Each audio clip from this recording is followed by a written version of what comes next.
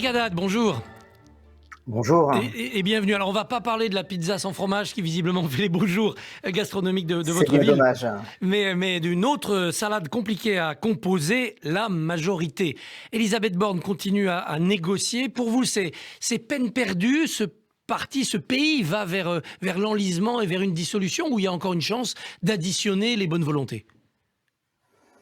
Alors, plusieurs choses. La dissolution, c'est vrai que ce risque-là va planer pendant une bonne partie du quinquennat, à mon sens, et on n'est pas du tout à l'abri qu'elle ait lieu d'ici peut-être un an ou deux, et qu'en attendant, le gouvernement va essayer de trouver des solutions les moins pires possibles pour lui, même s'il s'est un peu mis tout seul dans cette situation. La seule issue qui permettrait d'avoir une majorité, c'est de passer un pacte avec une partie des Républicains qui ont montré des signes à travers Jean-François Copé notamment, comme quoi ils étaient prêts à gouverner avec Emmanuel Macron, ce qui montre que l'AREM et Ensemble est bien un parti de droite à l'origine et le redeviendrait. Autrement, ce sera de la majorité au coup par coup, de la majorité par projet. Ça rendra les choses complexes, mais c'est aussi un exercice démocratique auquel on n'a pas forcément l'habitude en France, mais auquel on peut peut-être s'habituer au moins un certain temps, et peut-être qu'il peut y avoir sur certains sujets des majorités par projet au sens de l'intérêt général. Peut-être que cet exercice-là mérite d'être tenté. Il n'est pas dans notre culture française, cet exercice du compromis au cas par cas. Il vient d'une culture qui est plus proche de la proportionnelle. Est-ce qu'on peut l'adopter, ou est-ce qu'on va aller au clash parce que finalement, personne ne voudra faire le jeu de l'adversaire? Mais en fait, on ne sait pas, c'est ça la grande inconnue. Est-ce que les partis politiques vont réussir, les différents groupes, à s'entendre sur des majorités au cas par cas? Je pense qu'on ne le sait pas vraiment, mais que ça va forcément essayer d'avancer comme ça. Je crains quand même que les choses soient assez difficiles. C'est vrai que vous avez raison, c'est pas dans notre culture. On peut évoluer un peu, il y aura certainement des évolutions, mais on n'aura très probablement pas une majorité stable, des textes qui avanceront de façon fluide. Il faudra certainement se concentrer sur l'essentiel, sur le message qu'ont envoyé les Français, et on voit que cette coupure entre le peuple et Emmanuel Macron, il faudra quelque part essayer de retisser du lien à travers cette recherche de majorité. Ça n'est pas qu'une question de lien, d'accord entre des personnes ou des groupes politiques, c'est aussi aux Français qu'il faut penser, et notamment aux priorités qu'ils ont pu exprimer pendant cette campagne électorale. Est-ce que ce lien peut se retisser aussi par la gauche? Est-ce que vous incitez vos amis? On va parler de la distance que vous avez prise avec le PS à la suite de l'accord de la NUPES, mais est-ce qu'au sein de l'Assemblée, des socialistes, des communistes même, peuvent jouer ce jeu du texte par texte, du cas par cas? Oui, je pense, si les textes correspondent aux priorités des Français et à ce que la gauche a pu exprimer à travers son programme, à la fois aux présidentielles et aux législatives, ça doit être possible. Après, de savoir si des hommes et des femmes de gauche peuvent participer à un éventuel gouvernement, ça me paraît beaucoup plus improbable. C'est chacun sa responsabilité, mais ça, je n'y crois pas beaucoup, parce qu'on voit bien que aujourd'hui, c'est LR qui est le plus proche de la Macronie, et que les éléments de gauche qui participaient à la conquête du pouvoir d'Emmanuel Macron et à sa gouvernance pendant 5 ans, beaucoup ont perdu les élections législatives, Brigitte Bourguignon, Christophe Castaner, Richard Ferrand. Donc l'aile gauche de la Macronie est très affaiblie. Ça n'est pas la gauche traditionnelle qui va aujourd'hui aller prêter main forte et donner cette caution. En revanche, sur des textes au cas par cas, pourquoi pas? Alors la gauche, c'est la NUPES. La NUPES, c'est une domination LFI. Vous aviez pris vos distances par rapport à ce choix. Vous aviez quitté votre poste de porte-parole du Parti socialiste à ce moment-là. Quel bilan tirez-vous maintenant de cette alliance électorale? Un bilan en demi-teinte, puisque d'un côté, ça a permis de faire en sorte qu'il y ait des députés de gauche qui arrivent de façon importante à l'Assemblée nationale, et donc qui portent une voix de gauche. Il y en avait forcément besoin. Cet électorat représente quand même beaucoup de gens. Il y avait une volonté d'union. Donc ça, c'est le côté positif. Le côté qui l'est moins, à mon sens, c'est que ça reste une gauche qui est dominée par LFI, et que je pense qu'une gauche dominée par LFI n'a aucune chance de reprendre le pouvoir, ni maintenant, ni plus tard. Pourquoi? Peut-être Parce que par que une il y voie a très contestataire, la gauche va se reconsolider et arriver au pouvoir. elle peut se reconsolider, si vous voulez, c'est à la fois sa force et sa faiblesse. C'est le fait de gouverner comme ça à l'hypercentre, un centre droit en l'occurrence, qui a rejeté toute une partie de l'opposition vers les extrêmes. C'est la première fois qu'on a autant de députés du Rassemblement national. C'est un vrai motif d'inquiétude et ça a provoqué à gauche le fait d'avoir une gauche dominée par sa frange la plus radicale et pas ce qu'on appelle la gauche de gouvernement. Et à la fois, ça permet d'avoir une voix forte et d'avoir une certaine performance électorale avec environ 150 députés. Et je pense que c'est aussi un plafond de verre parce qu'il y a toute une autre partie de l'électorat qui venait prêter main forte à la gauche au moment où elle dirigeait, jusqu'à François Hollande en 2012, et qui ne se reconnaîtra pas dans une gauche dominée par LFI. Donc c'est à la fois la force et la faiblesse. Ça permet d'avoir des députés aujourd'hui, mais ça ne permettra pas, à mon sens, un jour de reprendre le pouvoir dans 5 ans ou plus tard. Alors le premier cas pratique, c'est la présidence de la Commission des finances. Est-ce qu'il faut laisser cette présidence au Rassemblement national qui a le principal groupe, ou est-ce que la gauche doit porter un membre de LFI à la tête de cette présidence ?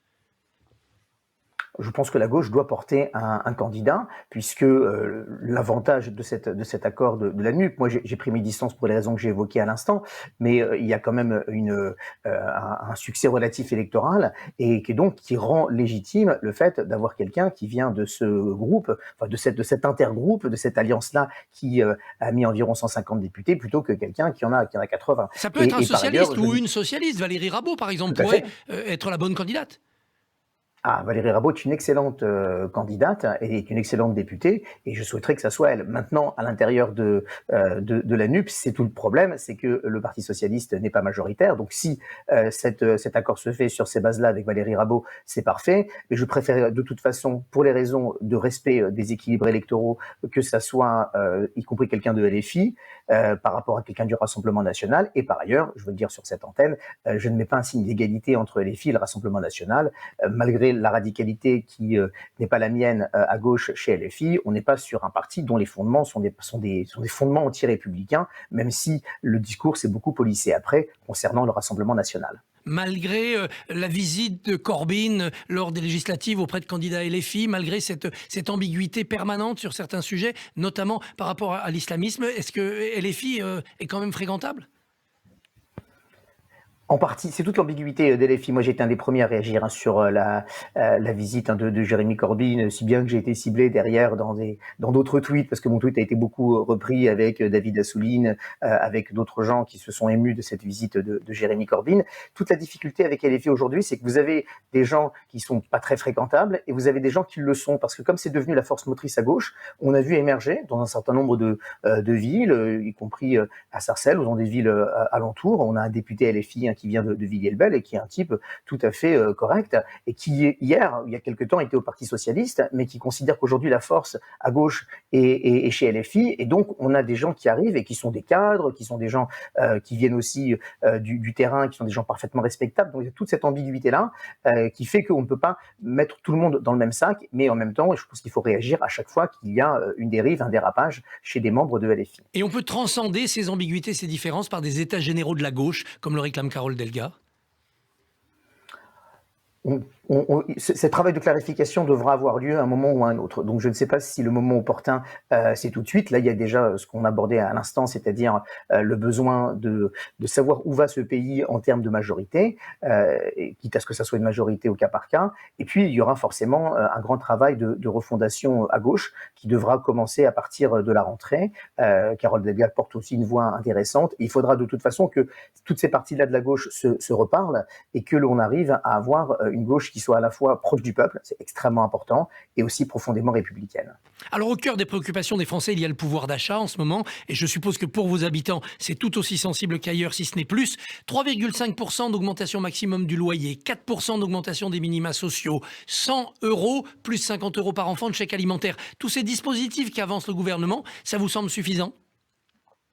Alors ça me paraît aller dans le bon sens parce que ça va effectivement soulager les Français, mais ça ressemble à des mesures de court terme. Il faut faire en sorte que la distribution des revenus permette aux gens de subvenir à leurs besoins, que ça soit sur les minima sociaux, que ça soit sur le SMIC, sur l'échelle des salaires en règle générale, sur le retour vers le plein emploi, ou en tout cas une réduction encore du chômage, la lutte contre la pauvreté. Les choses doivent se faire à la racine et pas simplement avec des chèques palliatifs à tel ou tel moment. Et puis, il reste encore un certain nombre de sujets à traiter en termes de pouvoir d'achat.